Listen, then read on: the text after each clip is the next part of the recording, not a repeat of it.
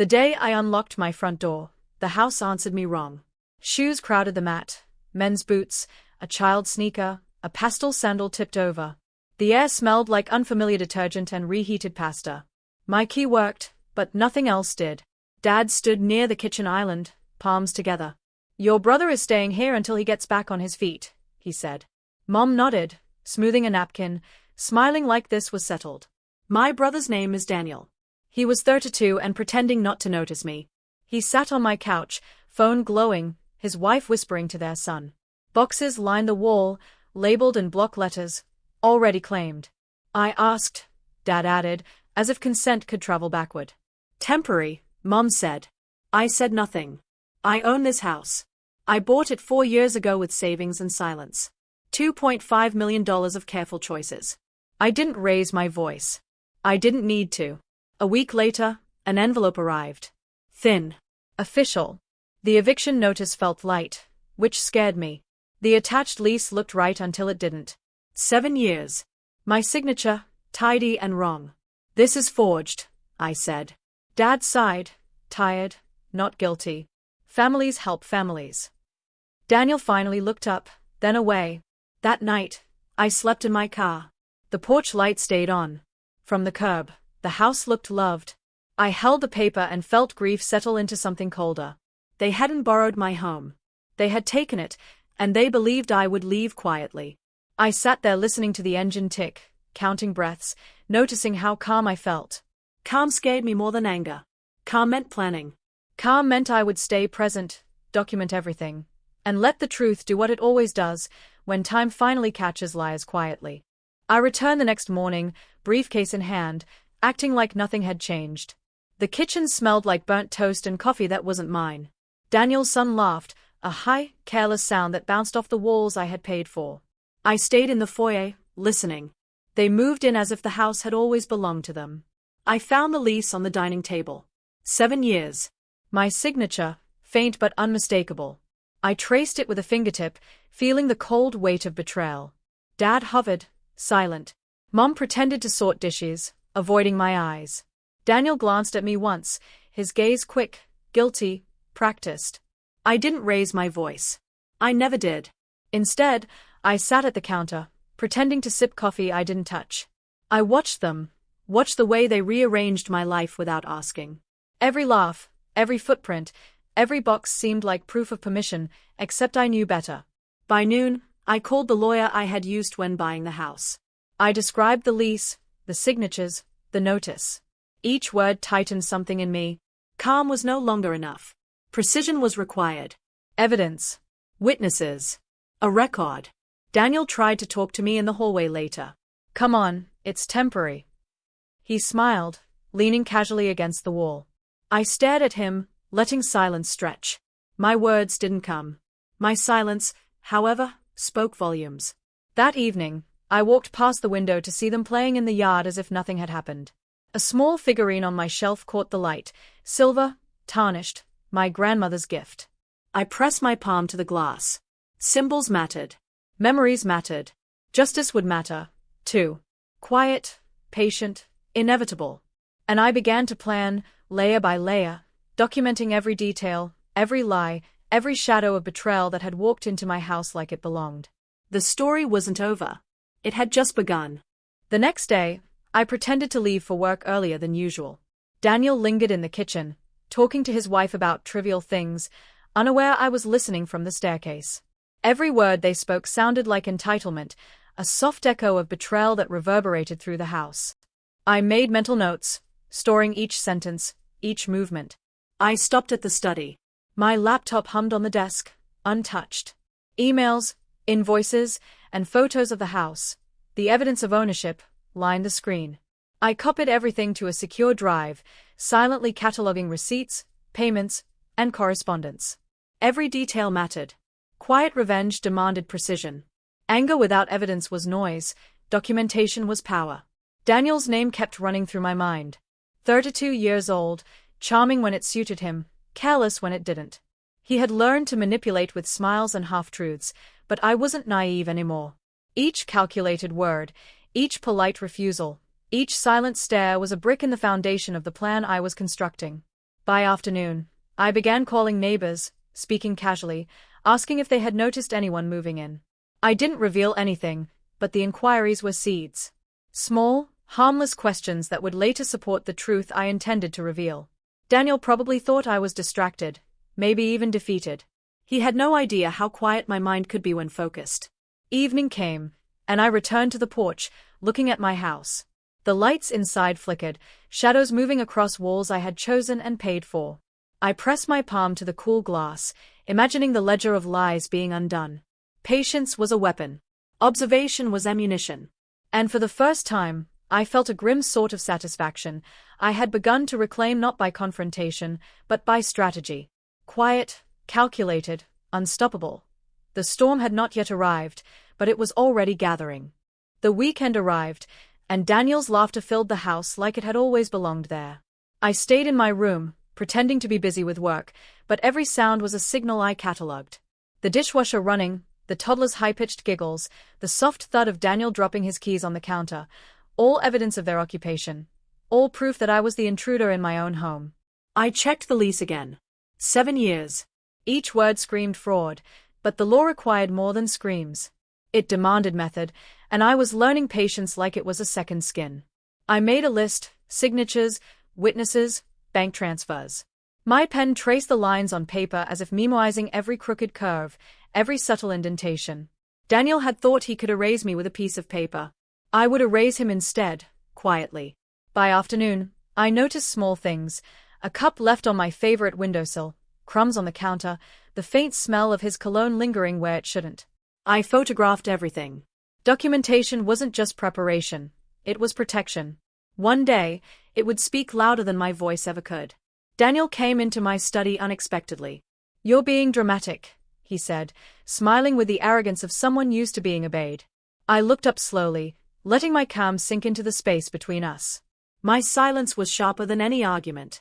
He left without a word, unaware that I had already logged his every action in my mind. Night fell. I sat on the porch, sipping tea that had cooled too fast. The house glowed behind me, each window a frame of betrayal. But in the shadows, I felt a strange comfort. Every lie, every misstep, every smug grin was now part of a map.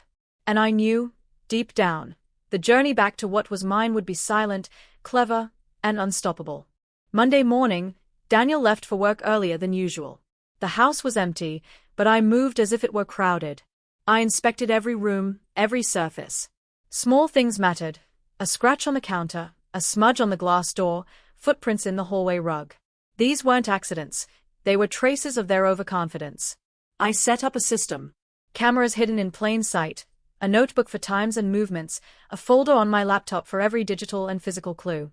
Every call, every delivery, every casual conversation was now a data point. Quiet revenge demanded patience, but it also demanded accuracy. Daniel thought this house was his playground. I would prove him wrong without a single raised voice. Later, I overheard Daniel talking to his wife on the phone. His tone was careless, playful. "She won't do anything," he said. I smiled. Let him think that. His arrogance was my ally. I went through the forged lease again, comparing it line by line with my original documents. Every inconsistency, every slight alteration, became a weapon in my mind. The law would be on my side if I presented it correctly. I drafted emails to my lawyer, careful not to alert them. Every step was deliberate, methodical. That evening, I made tea and sat in the living room, pretending to relax while they settled in. Daniel noticed me there but said nothing. His confidence wavered only slightly. I took note. The house was alive with their presence, but it was also alive with my plan. I understood, finally, that the battle wasn't in confrontation, it was in observation, in documentation, in letting their own actions betray them. By nightfall, I felt calm, almost serene. The storm hadn't hit yet, but the foundation was being laid. Every lie, every smug smile, every casual assumption would have consequences. Quiet, intelligent, inevitable consequences. A week later, I noticed small patterns forming. Daniel left bills on the counter, signed things carelessly, assumed I wasn't paying attention. I wasn't just watching, I was cataloging. Every gesture, every casual mistake, became evidence waiting to speak for me. I started making subtle changes. The Wi-Fi password, previously shared, I reset. Their devices lost connection at inconvenient times, forcing them to show frustration. A minor inconvenience, almost invisible, but it chipped at their sense of entitlement. Each small disruption reminded me that I hadn't surrendered my house, my life, or my peace. Daniel grew restless. I saw it in the way he frowned at his laptop, tapped his fingers against the counter, muttered under his breath. His wife noticed too, glancing toward me occasionally. They didn't understand what was happening. They never did. I was patient, letting their discomfort build quietly. I also began documenting conversations more formally. Audio notes, timestamps, photographs of signatures. Each proof layered on the next. By the end of the week, I had a full dossier ready, not for confrontation yet, but for when the time came to reveal everything. Quiet, calculated, undeniable. One evening, Daniel tried to corner me in the kitchen. "You're overreacting," he said, smiling that smug, confident smile he always thought would disarm me. I only raised an eyebrow, sipped my tea, and let silence stretch between us. His frustration grew. My calm deepened. Later, on the porch, I held the silver pendant my grandmother gave me. The light caught it just right, reflecting a small, sharp glow. It reminded me that patience was a weapon. Observation was ammunition. And now, the first subtle moves of revenge were in motion, almost imperceptible, yet unstoppable. The house seemed quiet that night, but beneath the surface, a storm was assembling, quiet, intelligent, and ready to strike at the precise moment. Daniel thought he was winning. He laughed in the living room, spread papers on the counter, and assumed my silence meant surrender. I let him. Let him believe it. Let him grow careless. That was the advantage of quiet revenge. The enemy doesn't know the battle has already begun. I sent discreet emails to my lawyer, carefully documenting the forged lease, the signatures, the discrepancies. I had witnesses ready, dates, bank transfers, photographs. Each message was precise, factual, unemotional. I didn't need drama. The law and proof would speak louder than any shout. One evening, Daniel's wife asked if I wanted to join them for dinner. I smiled faintly and declined, citing work. She didn't notice the tension I let linger in the room, the silent pressure that had begun to press against their careless confidence. Daniel, oblivious, leaned back in his chair, satisfied with his supposed victory. I reviewed the dossier one last time. Each page, each image, each email, and each recorded conversation formed a chain that couldn't be broken. 7 years of lies compressed into evidence no one could ignore. My plan was no longer theoretical, it was ready. Later, Daniel left his laptop open. I glanced at the screen, at the files he thought private. I didn't touch anything. This was about timing, not impulse. Quiet, patient, calculated. At night, I stood by the window, looking at the house in shadow and light. Everything they had taken under false pretenses would be returned under my terms. Not with rage, not with spectacle, but with precision, and the law on my side. I realized then how sweet the moment would be. The reveal of truth, the undeniable exposure of their lies, the quiet satisfaction that justice doesn't have to yell to be heard. Tomorrow, it would all begin to unfold. The morning Daniel arrived, I greeted him calmly, coffee in hand. Nothing in my tone hinted at the storm I had quietly assembled. He smiled, confident, unaware that his world was about to shift. I asked him to sit in the living room. "We need to go through some papers," I said. My voice was soft, precise, deliberate. He glanced at my lawyer's briefcase and laughed nervously. "Just going through old documents?" he asked, trying to mask tension. I didn't respond. Silence carried the weight my words never would. One by one, I presented the evidence, the forged lease, the bank statements, the emails, the photographs, the discrepancies.